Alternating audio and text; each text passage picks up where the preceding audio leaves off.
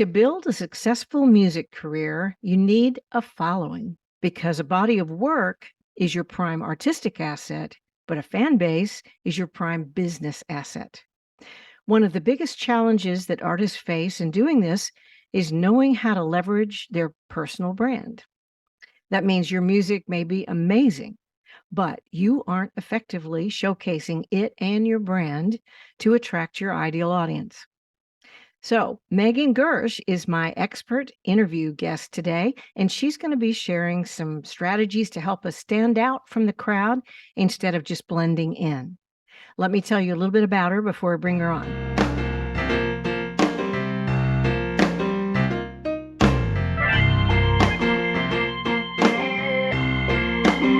Megan Gersch is a web designer and branding strategist.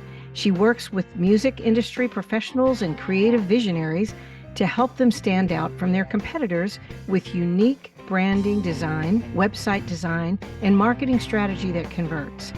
With over 16 years of experience, she's worked with some of the most well-known names in the entertainment industry, and that includes Netflix, Spaceland Presents, The Echo, Echoplex, Regent Theater, KCRW Radio, and Live Nation. She also co-hosts Your Sparkly Brand podcast, which is a show designed to empower entrepreneurs with tips, tools, and strategies to help build their empire. So to help us build our empire, welcome Megan Gersch to All Things Vocal. Thank you so much for having me. I'm excited to be here. Yeah, me too. Me too. You've got a unique skill set here, and I don't think we've ever talked about it specifically, like when it comes to branding.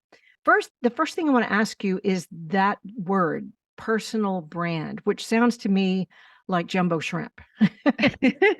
Why do you call it a personal brand? What's the opposite of personal? Yeah. So we have the business brand and then we have the personal brand. So the personal brand, you have a lot more leeway to kind of infuse your personality and really bring people into your world and see, why it is, what it is that you do, and kind of dig a little bit deeper and to get to know you as a person. And so that's where personal branding comes in. So music artists and people in the arts in general typically go for the personal brand over the business corporate brand. Exactly. Okay. Yeah. So you have a history in the music business, I understand. And I wanted to ask you a little bit about how that came to be. Were you active as a music maker, or have you always just been, not just, but have you always been on the business side of the music industry? I've not ever been a music maker. I've always been a music admirer, though. Ever since I was like a little kid, I have just been just a big lover of the music industry. And so I first got my start of like promoting friends' bands and stuff like in high school and college. And I just got to thinking about like, man, I just love this so much. Like, I wonder if I could turn this into a career. And so when I got to college, I took a few music industry classes, wound up getting a music industry minor. But I also had this like big love for like arts and creating graphics and web design and those kinds of things. And I was like, I wonder if there's like a way to like meld these two things. And sure enough, right after college, I got my first gig at Live Nation. And so it was like as a web designer in the music industry. And so it was pretty perfect collision of the worlds. Yeah. And yeah, it's just kind of evolved over the years.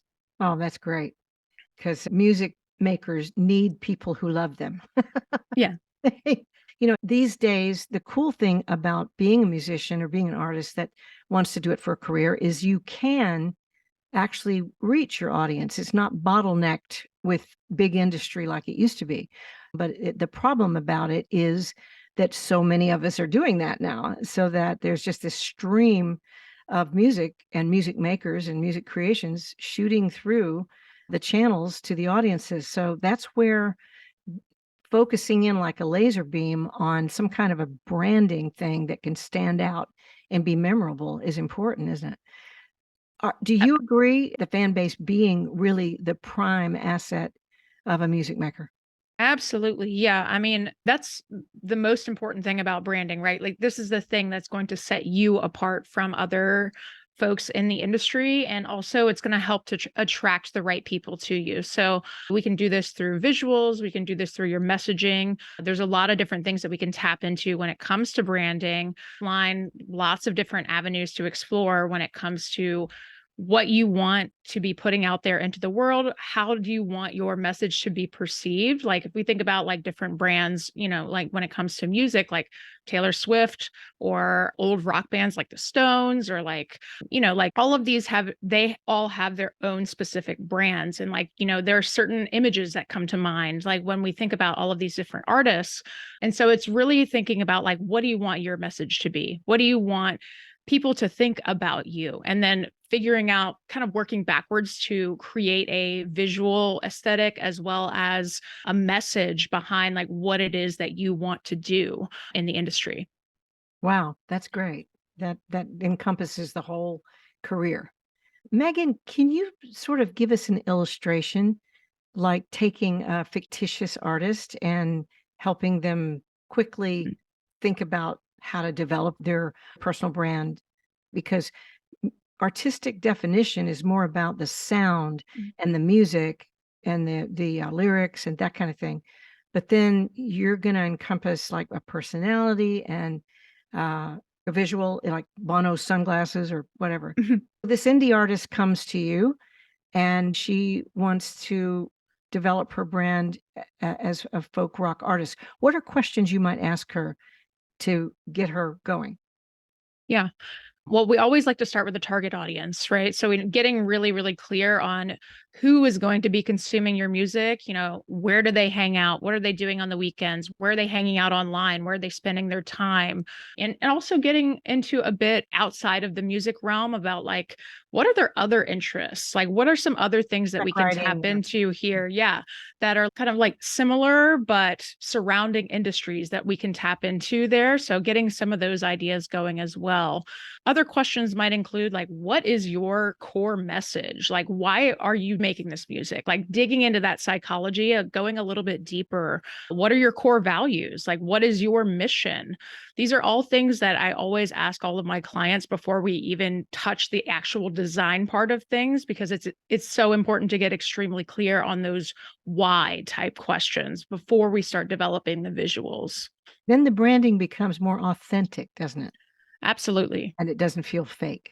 Yeah. Absolutely. Okay, let's backtrack just a little bit. You were talking about where to find your audience and all that. How would you start helping an artist think about who their audience might be? Yeah. Well, the key is research, right? So we can take a look at Spotify, similar artists, kind of get an idea there of who listens to these other artists that are similar to you. Taking a look at their social media, taking a look at, I say competitors, but it's really just like other musicians that are similar to you, taking a look at their comment sections to see if there's any details that you can gather from those people that are commenting, because obviously those are the most engaged people already. Right. It's almost like the lowest hanging fruit for you if you have a similar type of music. And so, just doing some research, diving into those channels a little bit and seeing what you can find out about those people a bit organically. And this is the steps that I always recommend to do before you start running any ads or spending money in that kind of arena, because like there's so much information out there that you can gather organically that can be so valuable to you.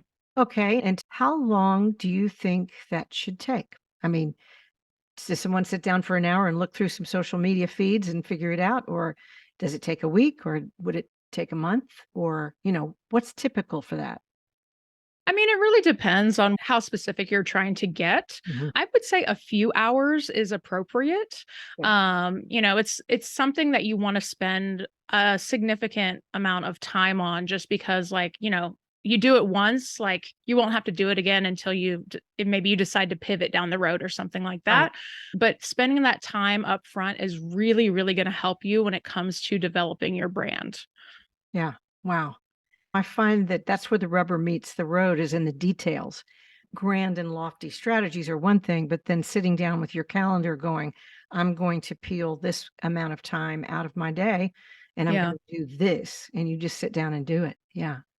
So guys, it's not just the music that's the work for us. It's also this kind of thing. And whining does nothing. And being resentful does nothing, right? And also a feeling of hopelessness because you don't know what to do. Just pick up the sock. I used to tell my son about his messy room, like pick up the sock closest to you. So that's like today, you can sit down and through some feeds of artists whose music, I always like to say, who would you open well for? Because their audiences would love you, even though they Yeah. don't know you. Then look them up. That's a really good strategy, Megan. Thank you. Yeah. So take us beyond social media now and tell us how to develop our visibility in bigger ways. Yeah, absolutely. I mean, there are a ton of opportunities out there. You just have to go find them and go after them. I mean, there's getting on other people's podcasts, just, Ah, we're doing this right now. So, any kind of public speaking. So if you have music industry events in your area, there's always opportunity there. They're always looking for guests. May take some pitching of yourself, but, joining directories, that's always a good way to get your name out there as well. Mastermind groups. There's also like different ways that you can, if you're playing a show or something like that, like talking about your social media on stage, having signage at your merch booth that says like follow us on social media, or you get a free sticker when you sign up for our email list or something like that. Always thinking about how you can like cross pollinate, taking people from physical to digital, because that's going to be an easy way for them to keep in touch with you. So always be thinking about those different opportunities. right. And talk to me about the typical freebie to get someone on our email list, or as I understand now, on our text message list. SMS marketing is almost overtaking email marketing now, isn't it? Yeah. But, for years now, everybody's like, sign up and I'll give you my latest single for free, or I'll give you a live version of it for free. What can we do that's more valuable and more unique to benefit the people that we want to become fans or followers, supporters? I mean, this is going to be different for every artist, but think about Right. like, what does your audience really value? Like, what do they really want? Would it be cool to set up some kind of meet and greet at your next show? Or would Yeah. it be valuable to create something personalized, right? Think about what it is that they really want. Maybe it's like access to some kind of gated content that you've created just for specific people on your list, right? Mhm. Like, people love that element of exclusivity. Mhm. And so think about how you can bring that into your strategy, because, this is going to be different for every single artist depending on what type of music you make and who your audience is. But think about what that person really wants and how you can craft something really personalized to help that person. Well, what are some other ways that artists can use their brand itself to attract listeners? Yeah, definitely. I mean, there's a lot that goes into this, right? So providing them with value is ultimately, we hear that a lot, right? In this industry, it's like provide value, provide value. But what does that ultimately mean, right? Like, you have to get clear on that target audience, think about what they actually want, and then also using your visuals to create an aesthetic vibe to attract those right people to you as well. So like, I'm just thinking off the top of my head. Like, so if you have a metal band, you're probably not going to use like a bubblegum pink color in your branding. Like, it Yeah. just aesthetically, you need to make sure that your visuals are lining up with what you're actually doing. So, thinking about that psychology, again, this is something that I kind of dive deeper with all of my clients, like thinking about that psychology of what are we trying to say here? What is the message? What are your values? And who are you trying to attract? And that will help to inform the visual components of what we create. Hmm. It kind of helps us focus in on what we want to do as well, doesn't it? Because Yeah, then if it gets too far outside of that branding, then it's unnecessary and it can be distracting. So absolutely. Seth Godin is a marketer that I admire. I figure you know who that is. And I love this saying. He says, if you're selling something that's good for the world, that makes the world better in some way, then selling is a holy art. And I think selling and thinking about personal branding and business can sometimes be kind of a turnoff to very authentic artists who are introspectively creating this amazing, unique musical tapestry. And it feels almost dirty to, engage in business. And we have to throw that thinking off because you can't give something away if nobody knows it's there, right? Yeah. Yeah. I think this is one of the hardest things that artists have to do is to like think about like putting a price tag on their work and, figuring out how to market themselves and sell Yeah. things and get themselves out there. So, yeah, I mean, it's one of those things too where it's like there's so many ways to start selling, quote unquote, selling without selling. So, even if you're showing like behind the scenes of what you're working on or like, that is intrinsically still selling, like it's still putting your work out there. It's showing your process. It's still attracting the people without blatantly being like, buy my stuff, download my single, like all of that stuff. It's still reminding people that your music exists, that you're still working on this specific thing, but it's not so in your face and what we think of as like typical marketing or selling. So there are ways to be more natural about it and just to keep sharing your process. I think that's one of the easiest ways for artists to just continuously have content out there is just start recording everything that you're doing. If you're making a list of things you're going to work on today, that's a piece of content. To shoot the camera at the paper that you're writing down your list on, and that's a piece of content. Start recording every part of your day as something that you're working on. And those are all different content pieces. What do you think about blogging now and within one's website? It's an interesting topic right now because of all of the AI that's coming into the marketing space right now. I still think personally it's going to be relevant if you are creating authentic content. If you're just going to chat GPT and plugging in like write me a blog post, that's not going to be something that helps you down the line just because it's going to generate a piece of content that's essentially pulling from other pieces of content that it's found out there. So it's not going to be as original as it needs to be. And Google is ultimately still just looking for really good opinions, ideas, and unique content that it can serve to its audience, right? Like, Google really cares about, is this a good piece of content relevant to the search that's being input into, the little Yeah, field? right. So I think blogging is still relevant as long as you're creating unique content. Right. And then you can turn the blog into a podcast and into video, like we're going to do this. Yes. And that way people consume it the way they want to instead of not. Yes. Yeah, I think rumors of the death of blogging are greatly exaggerated. But like you say, it needs to be authentic. And I think it's cool that you're saying this too. What I feel like is that the marketplace is looking for authenticity, like real people, real connections, instead of, I just released my new single. Go deeper. How do you make yourself valuable to your fan that you want to attract and keep? And then there's this incredible friendship. I mean, of course, I think that the person that aced this so far better than anybody is Taylor Swift. I'm wondering what you think about another reason to build your personal brand, and that is to help you actually create joint ventures to extend your visibility beyond, what you can grab hold of, right?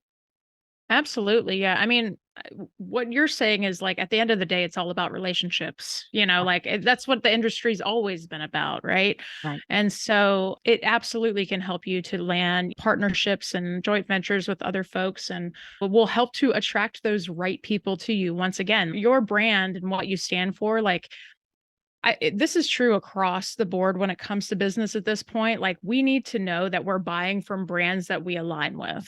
There might be certain brands that are coming to mind right now where you say like, oh, I don't go to this place because they support ABC. Yeah. Right. Like, or, whatever the case is, like there are always those types of things. And the same thing goes for humans and artists. Like we all want to have that person that we see ourselves in. We want to align with and support these similar thought leaders. Hmm. Right. And then you also can look at sponsorships for brands that you agree with and that you Yeah. probably even buy. You Yeah. know, and so you really are building a village, a little village Yeah. community. Yeah. That's great. Well, any parting words to artists out there that are looking to become more visible? Yeah, absolutely. I have a page of resources that you can check out. It's just megangersch.com/resources. Right. There's a few different items there you can grab for free. Social media content ideas. There's a website checklist there as well. And yeah, would love to stay in touch if we follow on Absolutely. social. Yeah. And the name, guys, is Megan, Megan. There's a bunch of ways to spell that. And Gersh is Gersch. And I spell that because I misspelled it the first time I was looking for you. Okay, great. And what services do you provide for artists now? So I do custom brand creations that goes for everything within your logo, your fonts, your color palette, all of the iconography, the different patterns, etc. It basically gives you like a guide at the end of it where you can reference this guide, moving forward, and it plays into every single part of your marketing. The other service that I provide is custom website creation. So once the branding is complete, we take all of the elements that we create in the branding process and then apply it to the website design so that we have a website design that actually converts. Wow, very cool. Well, guys, I'll leave links to Megan and her services and that freebie, which sounds awesome, in the podcast notes and in the YouTube video notes. So look for that. And Megan, again, thank you. It's really wonderful to meet you. And I'm so glad you're out there with what you do and that you love us. You love artists. Love back. Thank you so much for having me on. This is a blast to chat with you.